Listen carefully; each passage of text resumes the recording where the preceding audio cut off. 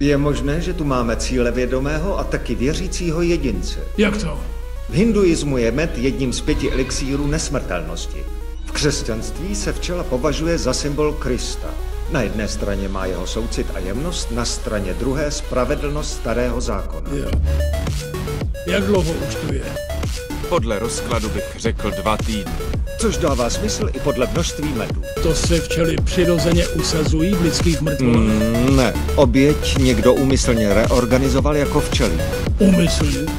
Lidem často život moc dobře nejde, protože velmi často neznají sebe.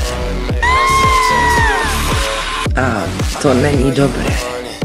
Pan Halloran si neuměl představit důstojný konec života, takže je mnohem lepší umřít, tedy pro ně, umřít na mechu, s hlavou u včel.